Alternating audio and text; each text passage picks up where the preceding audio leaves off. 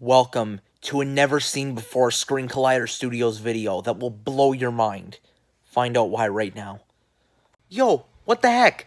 If you're a movie nerd, then you're in luck, because you're watching Screen Collider, like, right now.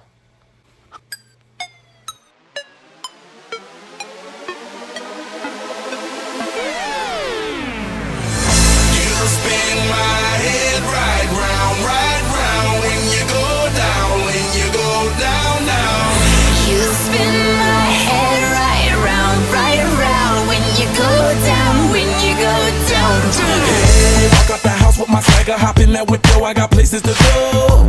People to see, time is precious, I look at my Cartier out of control. Just like my mind where I'm going, the women, the shorties know nothing but clothes. No stopping at my Pirelli's on, unlike my jewelry that's always on. I know the storm is coming. Yo, what's cracking, movie nerds? Welcome back to another video. So in today's video, I'm going to be doing something that you have never seen on this channel. We are going to be reviewing all 8 Fast and Furious movies at once. You guys probably have seen those big viral YouTube videos like Marvel, The Ultimate Review. Well, today I'm doing Fast and Furious, The Ultimate Review. So, I know you guys have been asking for this for a while, and you guys have really been wanting to see a review on this for those of you who haven't seen it. Well, so you guys don't have to wait for me to do all of them, I'm going to do all of them at once. So this is going to be a very big episode, and I can't wait to show it to you guys. So let's get right into it. Alright, first Fast and Furious. Okay, so we're going all the way back to, like, 2001 right now, first off. So, like, this is, like, before probably anyone's time on this channel. Maybe, I don't know, maybe for most of you. But, okay, so Fast and Furious 1, I don't even really know. I don't know how to explain that one. That one was the one where it all started. It was the original. And, it was, like, Dom was the race car driver. Paul Walker's character was like that federal agent, and it was like they were trying to track Dom or something, and then he meets Mia, Brian's sister, and then Dom's a part of that thing called Race Wars, and then they're all like I don't even know. It's really just the typical racing scene. Racing, chasing, criminal type thing you'd expect to see in a first movie. Like an original movie. And that's the original. We still got so much more to go. Like, Paul Walker, I'm not gonna lie, he looked great in that movie. And I mean, sadly, a lot of you know he passed away in I think it was 2013 when he passed away. Just before 2014. So yeah, the first one was pretty good. It was really like, the typical scene you'd expect to see in a racing movie. But there's way more than that. So, yeah. That's the first one. Okay. Too Fast, Too Furious. This one. Okay. So this one didn't have Vin Diesel in it, which is weird because, like, it's not really Fast and Furious without him in it, right? So that was the one where they were like wanted by the FBI or something, and that was the more criminal chase one. That was the more typical scene you'd expect to see in, like, one of those big criminal chase movies, right? So Race Wars wasn't really in that one, because that was from the first one. So this one was where they were, like, being chased by the FBI, and they were trying to find this guy, and whatever. It's been so long since I've seen that movie, and I just can't for the hell of me remember what his name was. But it was some guy that they were chasing throughout the movie. So it was very interesting to see. Like, it was definitely a lot more intense than the first one. Definitely for a 2003 film. Like, yeah. So that was very good. It was more intense than the first one. And I feel more like they added a little more dialogue to that one. You guys know what I mean? Yeah. So there was definitely a lot more dialogue in that one. But you guys just wait. There's more. So that one was very good as well. I give 1 and 2 about 8 out of 10 each. Okay, Tokyo Drift. The Tokyo Drift. Okay. So this one was kind of weird. It was weird, but also very good because it had nobody in it. And that's the one where, well, we thought Han was dead until a lot of you saw the Fast and Furious 9 trailer. I'm sure a lot of you have seen the trailer for Fast 9, and that's going to have to be a separate review just because that's not coming out until May. It's been confirmed for May 28th. So, that was the one where they were in Tokyo. The only one who was in it was Han. And they're in Tokyo, and that's the one with, like, all the teenagers, and it's, like, all the reckless car driving and stunts and whatever. And, yeah, so basically, that was the one where they were in Tokyo. There wasn't really anybody in it. I mean, Vin Diesel had, like, one scene in it, and it was, like, 5 seconds long. I mean, that one was a little bit better because it's more realistic. Like, it's something you more see in this day and age. Like, teenage reckless driving, which I don't condone any of it. I don't condone any of that behavior. So don't, it's like they say, performed on closed roads, do not attempt in real life. So 3 was definitely very interesting, and you guys should definitely check 3 out. I think I really liked that one a lot more. So yeah, another 8 out of 10 review. Okay, Fast and Furious 4. Let's get right into this one. Okay, this one was a lot more better and more interesting. So, with Dom, that's basically, this is the one where it really starts to kind of pick up a little bit, but still more realistic. So, 2009 it came out, and that's the one where they were in the Dominican Republic, and I can't remember the bad guy. It was that one Spanish guy. I can't remember who he was. I think his name was Braga or Phoenix or something like that. I know the 2 characters, I just can't remember which one was the bad guy. So that's the one where they were in the Dominican Republic, and that's the one where Letty suddenly vanished. You guys remember, if you guys have seen the 4th one, you remember that at the beginning, Letty vanished. And they didn't know what happened to her. So, basically, in this one, yeah, basically, Paul Walker's basically the federal agent, and he's chasing Dom in this one. Basically, like, Dom's being chased the whole movie, and he's trying to locate Letty, who he believes is being held by this Spanish guy. So yeah, that's the one where it's more like he's trying to rescue someone he loves while being chased by federal agents at the same time. And that one was definitely a lot more interesting. Like, just that scene at the beginning with the gas truck, like, it was outstanding. I loved it. That was a solid 9 out of 10 right there, that scene. So yeah, this movie, I have to say, was a little weird. Maybe not weird, a little better. What am I saying? So yeah, definitely a lot better than all 3 of them, because there was more like chases, explosions, and whatever, and that was the first time you'd actually ever see that in the trilogy, right? Yeah. So very good, highly recommend it. About an 8 out of 10 on this one as well.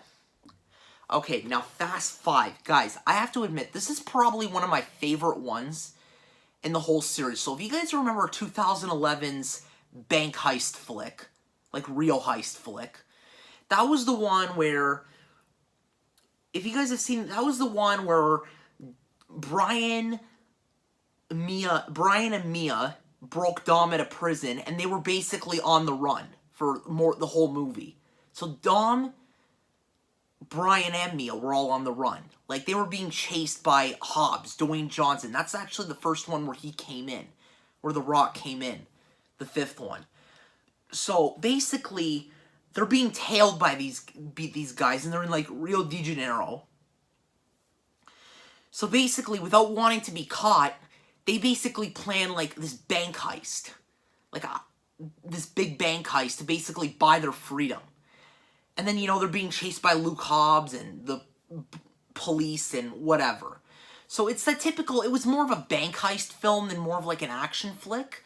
So I gotta say it was pretty good. Like, I was only 10 when that movie came out. And yeah, I think I can't remember how old I was when I watched it. I know I saw it in the theater though when that came out. It was very good. So that one's more of a 9 out of 10. And yeah, definitely a very good movie. Highly recommend that one. That's actually one of my favorites.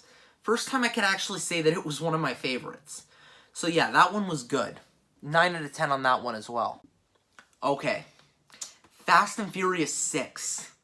Now this is the one where, it started to get a little more unrealistic, This is the one where I just started to say to everyone, like, this is getting out of hand. Because in this one, now this is the one that was the big kickoff of 2013. This was 2013's biggest film of the year. Because, okay, I need to kind of take you guys back to the fourth one for a minute. You guys remember how I just mentioned that at the beginning, Letty went missing, and they didn't know what happened to her, and everyone thought she was dead. Like, this isn't a spoiler alert. This is just a scene in the movie that happened. So in this one, Fast and Furious 6, kind of going back to the fourth one, basically Owen Shaw, who is Luke Evans, you guys probably know who I'm talking about, Owen Shaw, and you guys probably know the actor I'm talking about. He was the bad guy in the sixth one. So basically, from what I heard, I never knew this at first, but Owen Shaw, that scene in the fourth one, Owen Shaw got Letty in the fourth one. And that's when he brainwashed her to go work with him. But you just never saw that scene, and you never knew what happened. That's why when 6 came out, everyone's like, oh god, is that what happened to Letty? So yeah, that one was very good. So in this one, Dom, Brian, and them, they have to basically go out and locate Letty, figure out why she's turned, and get her back, basically, and rescue her to bring her home from these mercenaries. But also, while being out there trying to find these guys, they're being tracked by, these, villains and mercenaries and people that are just on their tail knowing they're trying to do anything to rescue Letty. That's why Letty and her crew are trying to kill Dom and the others, while Dom and the others are trying to kill them. You guys are probably familiar with that scene, the middle of the movie, with the big tank scene on the bridge. That was cool. I have to admit, that was pretty cool. But the plane scene, that was unrealistic. How would...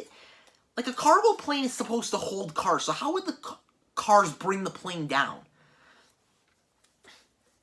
So, yeah. Definitely very good. Very good movie review. I highly recommend. Very good movie. Highly recommended. This one was, I gotta say, a solid 9.5. Because there was much more in it. So, yeah. Very good. 9 out of 10. That one was good. And, yeah. Okay. Fast and Furious 7. Vengeance hits home. One last ride. Okay. That was a bit weird. Sorry. But anyways, in this movie, I have to go back to the sixth one now. Because you guys remember how they got Owen Shaw. Not got him. But you guys remember how they basically were hard. Every time Owen Shaw would come to them, they basically get into big fist fights and typical Fast and Furious nonsense. But anyways, it's in this one... Oh, how does it go again? In this one, it's It's Luke, Owen Shaw's brother. His brother, Deckard Shaw. And he's coming for the team that basically harmed his brother. So that's basically, he comes for them, and it's vengeance hits home. He's coming back for vengeance. So this one takes place in a lot more realistic locations. I gotta, the Caucasus Mountain Range. I don't even know where that is when they brought it up. Abu Dhabi. Los Angeles, typical scene. So, there was a lot of unrealistic, that scene with the drone, for those of you who've seen it, that scene with the drone, come on, really? That scene was just stupid. How often is it you see a drone drop out of a helicopter and start blowing stuff up? I mean, maybe if you're in Fast and Furious, then yeah, but that's the one... I gotta admit, okay, and 7 was kind of a more, emotional one, because that's the one where it was more like a tribute to Paul Walker. But yeah, this one's a big vengeance one, so way bigger explosions, more technology, and more, special effects. So I gotta admit that one was very good, and I'm gonna give that one probably about an 8 out of 10 on the special effects, but only about a 5 on the storyline itself. So very good, and yeah, definitely check that one out. Okay. Fast and Furious 8. Guys, this is one of my favorites. Not one of my... Okay, this is the one where I finally said, you know what, this is getting out of hand. So, when that came out back in 2000... I think it was 2017 when that came out. I basically... That was the one where... I was watching an interview on YouTube at the time where they said that they eventually had to find the dark side of Dominic Toretto, which is why this one is called The Fate of the Furious. So... Basically, That's the one where Dom turns with the cyber terrorist Cypher, Charlize Theron. And basically in this one, it's the same scene repeated from the sixth one, only the opposite. Dom, basically Letty and the crew are trying to find Dom, rather than Dom and the crew trying to find Letty. So basically, they did say that the reason they had to do that was because, like I said, they eventually had to find the dark side of Dominic Toretto in the trilogy, which is something that I guess shouldn't surprise a lot of audiences. So, yeah, that was a very good one. I really enjoyed that one, and I highly recommend you guys check that one out. So, yeah, very good review on Innate one, like Cuba, New York City. Like, that scene where she was able to, like, get all the cars to move, that was pretty cool. Or, like, the Arctic scene. All those big special effects. But at the end of the day, you just have to say to yourself, it gets overrated. Like, it's unrealistic, and they just kind of went out of control. So, yeah, very good review. And, yeah, about a 9.5 out of 10 on that one. Okay, now for the final one that I have for you guys right now, before 9. This was 2019, so this was pretty recent. Hobbs and Shaw, right here. So, in Hobbs and Shaw, it's not really a Fast and Furious. It's basically, I'd say it's more something you like to call a Fast and Furious spin-off. More than, like, it's more like one of those ones to just goof around, you know? I mean, that's the one where I finally put my foot down. I'm like, okay, you know, I like these movies. Like, I went to go see that with Alex, and you guys probably remember when I did that review. So, I'm actually going to leave that link down in the, God, I can't even talk today. Down in the description below for you guys. And yeah, definitely go check that one out, because I did that one, I think it was 2 summers ago with Alex I did that one. And that was actually the first Fast and Furious thing I saw with Alex. So that was very good movie there. But that's when I'm like, I told Alex, I'm like, this is just getting out of hand, you know? Like, it's getting unrealistic. Like, Hobbs and Shaw, they team up to find this CT-17 virus that's being held by sorry, I can't, what is the name? Cyborg, that's it. A cyborg from the future named Brixton. Like that scene when it goes, Brixton, initiating shutdown. I'm like, this is so, like, unrealistic. Like, now they're bringing in cyborgs. I'm like, that's stupid. So this one was a little more, I'm gonna have to only give this one about a 4 out of 10. It was good. I mean, don't get me wrong, the special effects were amazing. It's just the storyline, and it didn't really make sense, you know? Like, it was definitely very weird.